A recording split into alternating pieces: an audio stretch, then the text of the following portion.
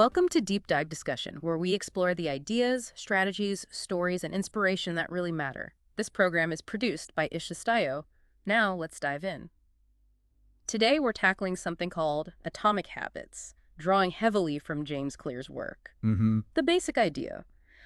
Really small changes, tiny little shifts, can lead to massive results over time. Exactly. It sounds almost too simple, but it's incredibly powerful. Right, and it feels less overwhelming. Like you don't need this huge life-altering moment to actually improve. Totally. Our goal here is really to pull out the core stuff, how you build good habits, how you ditch the bad ones. Yeah, focusing on practical steps you can use today. We're leaning into Clear's framework, small changes. Yeah. And importantly, focusing on the systems behind them. Okay, let's start with that core idea, the compound effect, the 1% rule. Yeah, the 1% rule. It's like, just aim to get 1% better each day. It doesn't sound like much, does it? No, not at all. But the math is wild. Get 1% better daily for a year, and you end up, nearly 38 times better? Oh, wow.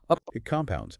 Compare that to trying some massive, unsustainable change that you quit after a week. So consistency over intensity. That's the key takeaway there. Absolutely.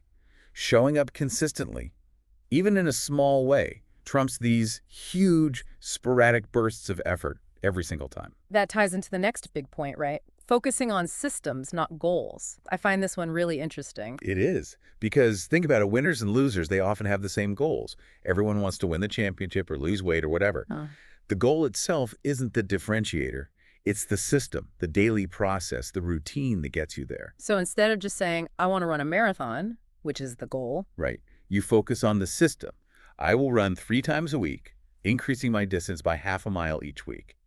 That's the system. That makes sense. You're focusing on the doing, not just the desiring. Exactly. And this leads beautifully into, well, maybe the most powerful idea, identity-based habits. Okay, explain that. How does identity fit in? Well, true behavior change isn't just about achieving an outcome, like running that marathon.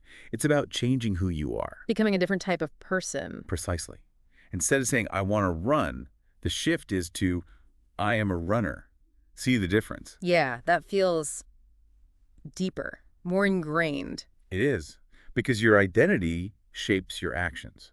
If you see yourself as a runner, well, runners run. It stops being a chore you have to do and becomes just part of who you are. So the focus shifts from the outcome to embodying the identity. That's the core of it. Your actions reinforce your desired identity. He does. 4 simple laws for building good habits.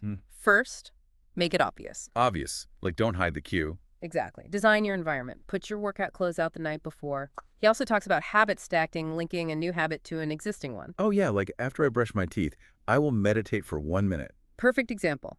Use an existing habit as the trigger. Second law, make it attractive. Make it something you actually want to do. We're driven by dopamine, by reward. So pair something you want to do with something you need to do. That's temptation bundling. Like only listen to your favorite podcast while you're exercising. Exactly. Or join a group where the desired behavior is the norm. Social influence makes things attractive too. Okay, obvious, attractive. What's third? Make it easy. This one's huge. Reduce the friction. Lower the barrier to entry. Yes. Make it so easy you can't say no. The 2-minute rule fits here. Just do the first 2 minutes of the habit. Yeah. Often, just starting is the hardest part. Focus on repetition, not perfection. Just show up. Got it. And the 4th law. Make it satisfying. Your brain needs a reward, ideally an immediate one. The payoff. Right. Simple things work. Tracking your habit streak, giving yourself a small immediate reward after completing the habit. It closes the loop and makes you want to do it again. Obvious, attractive, easy, satisfying. Got it. So what if you want to break a bad habit? You just invert the laws. Simple as that. So make it invisible. Yep. Remove the cues. Unsubscribe from tempting emails. Don't keep junk food in the house. Make it unattractive. Focus on the downsides, the negative consequences of the habit. Make it difficult. Increase the friction. Add steps. Leave your credit card at home if you overspend. And make it unsatisfying. Exactly. Maybe get an accountability partner who you have to report to, or use an app that penalizes you. Remove any pleasure associated with it. It seems so straightforward when you lay it out like that. You mentioned environment earlier, too. Oh, yeah. Environment is critical. Yeah. Clear argues it's often more powerful than motivation or willpower. Really? More than willpower? Think about it.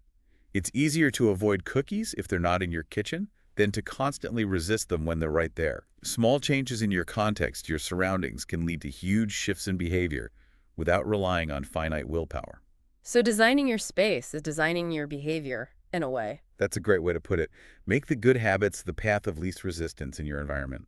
Okay, we've covered a lot. The 1% improvements, systems over goals, identity, those 4 laws, breaking bad habits, the power of environment. If you had to boil it down to one core message. It has to be clear as line. You do not rise to the level of your goals. You fall to the level of your systems. That hits hard. It really does. Lasting change isn't about grand ambitions or sudden bursts of motivation. It's about building better systems, brick by brick, one small atomic habit at a time. That's a powerful place to wrap up. So for you listening, maybe think about this.